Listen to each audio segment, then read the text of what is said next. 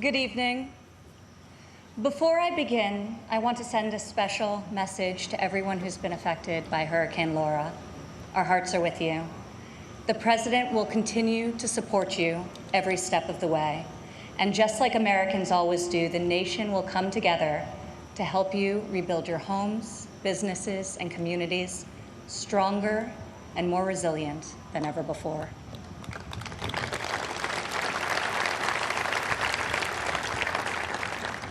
Four years ago, I introduced to you a builder, an entrepreneur, an outsider, and the people's nominee for President of the United States. Tonight, I stand before you as the proud daughter of the people's president.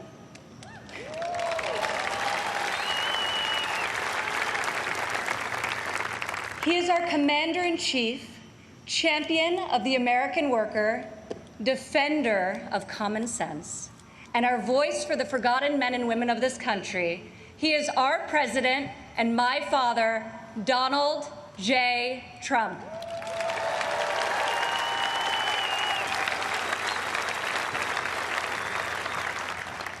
This evening, I want to tell you about the leader I know and the moments I wish every American could see. I want to tell you the story of a president who is fighting for you from dawn to midnight, when the cameras have left, the microphones are off, and the decisions really count.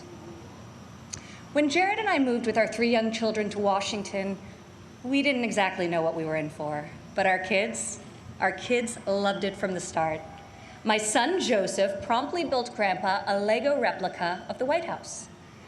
The president still displays it on the mantle in the Oval Office right over there so that he can show world leaders, just so they know he has the greatest grandchildren on earth. I agree. Over the last 4 years, we've learned a lot. I've seen in Washington it's easy for politicians to survive if they silence their convictions and skip the hard fights. I couldn't believe so many politicians actually prefer to complain about a problem rather than fix it.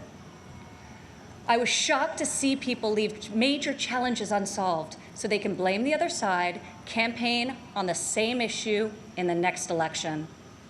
But Donald Trump did not come to Washington to win praise from the Beltway elites. Donald Trump came to Washington for one reason, and one reason alone: to make America great again.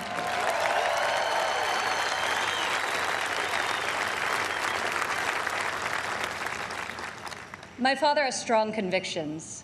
He knows what he believes, and he says what he thinks.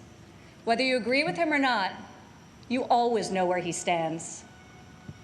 I recognize that my dad's communication style is not to everyone's taste, and I know that his tweets can feel a bit unfiltered. But the results speak for themselves.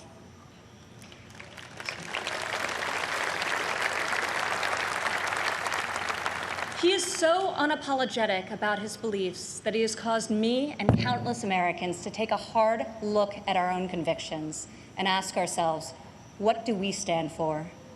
What kind of America do we want to leave for our children? I am more certain than ever before we want a future where our kids can believe in American greatness. We want a society where every child can live in a safe community and go to a great school of their choice.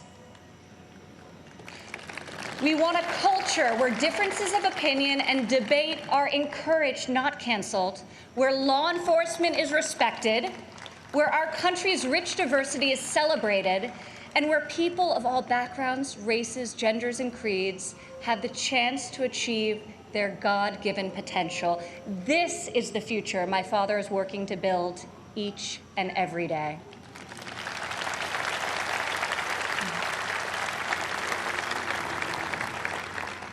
Building, after all, is what he's done his whole life. He has admired and befriended construction workers on countless job sites. But it has been a new and profound experience for him and for me to see these stoic machinists and steelworkers come to him with a tear in their eye and thank him for being the only person willing to go to the mat for them, for their jobs, for their families, and for their futures. To the hardworking men and women across America and here tonight, you are the reason my father fights with all of his heart and all of his might. You are the reason he ran for president in the first place, and you are the reason he is going to keep fighting for 4 more years.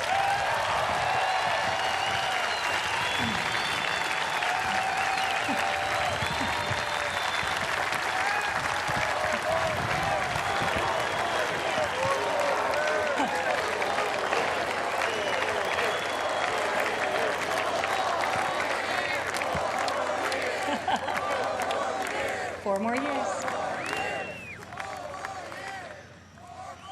I remember one evening in early February of 2018, we were in the Oval Office with my father's top economic advisors, and the president was pushing to keep the promise he made to renegotiate the bad trade deals that had gutted millions of middle-class jobs. Most of his advisors argued that the economy was so strong following our historic tax and regulatory cuts that it didn't make sense to risk rocking the boat. After the meeting, as I walked with my father back towards the residence, he said, "You know, the reason this has never been done before is because our leaders haven't had the guts. When the economy is good, they settle for good, and when things are bad, they don't have the will or ability, so they kick the can until it's someone else's problem." He was right. If my father didn't take on these fights, no one would. In the months that followed, President Trump refused to settle for a good deal. He wanted a great deal, and ultimately, that is exactly what we got.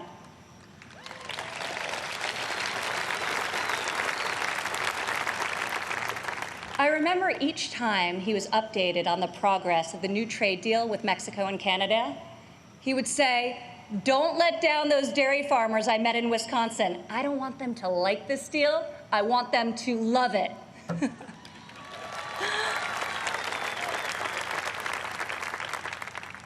Today, in the midst of this unprecedented global pandemic, it's more clear than ever that our president was absolutely correct to take on trade when he did and bring our jobs, our factories, and our life-saving medicines back to the USA.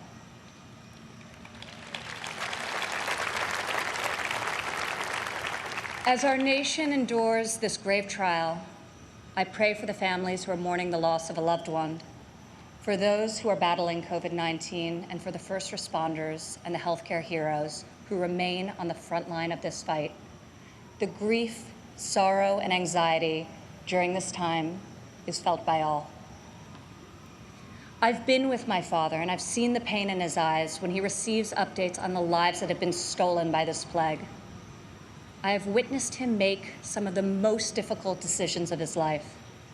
I sat with him in the Oval Office as he stopped travel to Europe.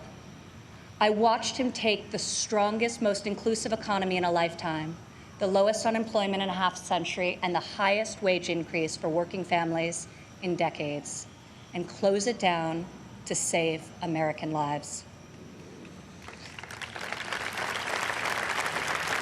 It is why our president rapidly mobilized the full force of government and the private sector to produce ventilators within weeks, to build the most robust testing system in the world, and to develop safe and effective treatments, and very, very soon a vaccine. My father isn't deterred by defeatist thinkers. The word impossible, well, it only motivates him.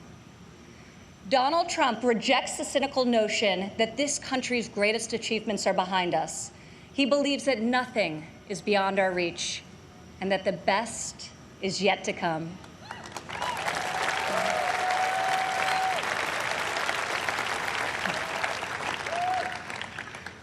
I have seen all of my life how my dad believes in the potential of each individual. Earlier this evening, we were all inspired by the incredible testimony of Alice Johnson, a great-grandmother who was sentenced to life in prison for a first-time nonviolent drug offense. I was with my father when he decided to commute Alice's life sentence. Together, we watched Alice leave prison after nearly 22 years. As she ran into the arms of her family and they celebrated a joyful reunion, my father got very quiet. I could see the emotion on his face. After a long silence, he looked at me and said, "Imagine how many people there are just like Alice." From that point on, he became a voice for those who had been unfairly silenced in our prison system. President Trump rectified the disparities of the 1994 Biden crime bill that disproportionately hurt African Americans. Against all odds, he brought together Republicans and Democrats and passed the most significant criminal justice reform of our generation, and we're just getting started.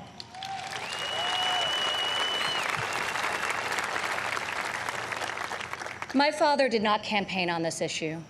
He tackled this injustice because he has a deep compassion for those who have been treated unfairly. More than rhetoric and political prose, the ability to build consensus and achieve bipartisan success will help heal our country's racial inequities and bring us forward together. President Trump is advancing the American values of work and family. 4 years ago in Cleveland, I said President Trump would deliver for working women. Last year, over 70% of all new jobs were secured by women.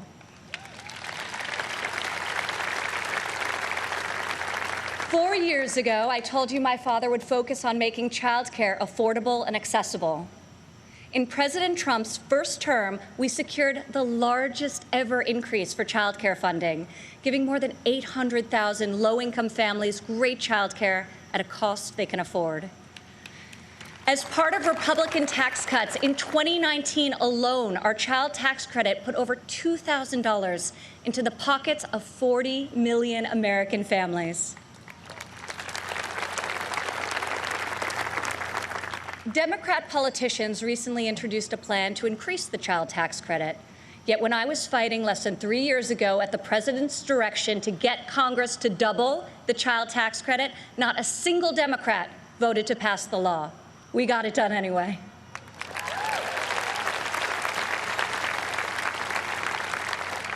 Four years ago, I promised that President Trump would support mothers in the workforce. In his first year in office, he signed into law the first ever national paid leave tax credit. Today, 8 million more Americans have access to this benefit.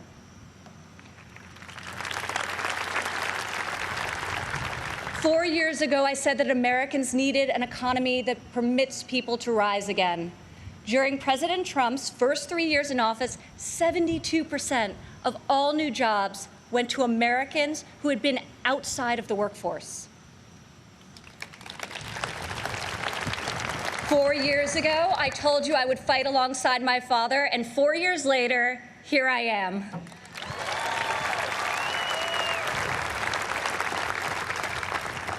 Many of the issues my father has championed are not historically Republican priorities. Yet where Washington chooses sides, our president chooses common sense. Where politicians choose party, our president chooses people.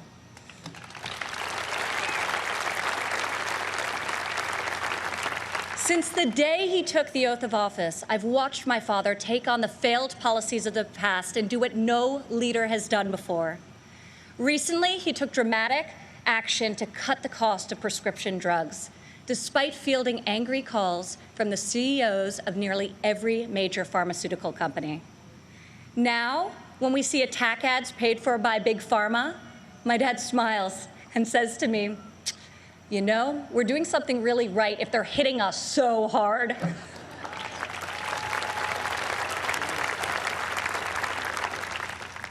This spring, our president saw that American crops were going to waste because food supply chains were disrupted by the virus.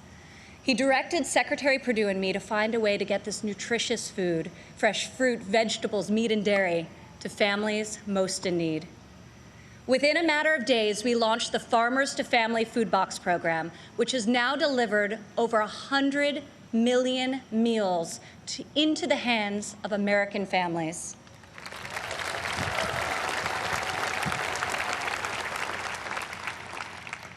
To protect the most vulnerable among us, I've worked alongside the president as he signed into law 9 pieces of legislation to combat the evil of human trafficking.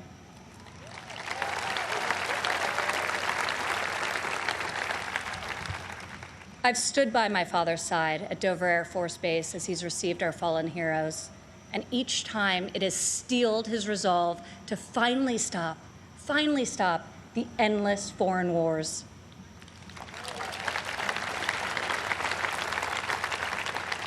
To change the paradigm in the Middle East, he took a fresh approach. I heard foreign leaders beg him not to move the American embassy to Jerusalem, yet he delivered on a promise also made and unfulfilled by past presidents because my father knew that it was the right thing to do. Defying all expectations, just weeks ago, he rewrote history again by making a peace agreement in the Middle East, the biggest breakthrough in a quarter century.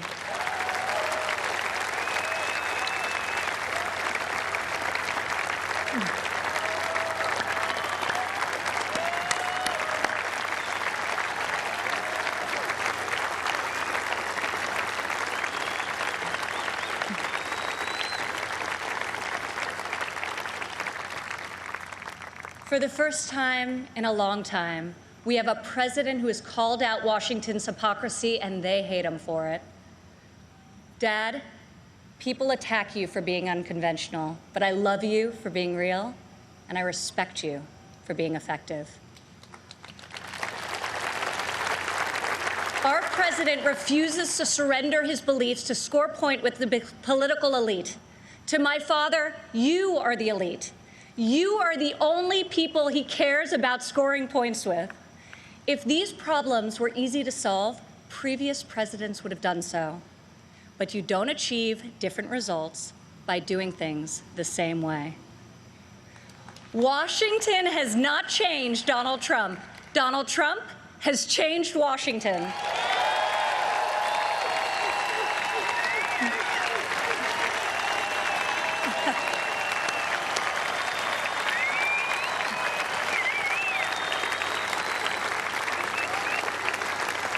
America doesn't need another empty vessel who will do whatever the media and the fringe of his party demands.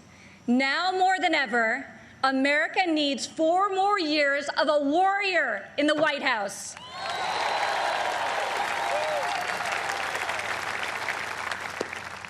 Tonight, I could not be more proud to introduce my father, a man I know was made for this moment in history.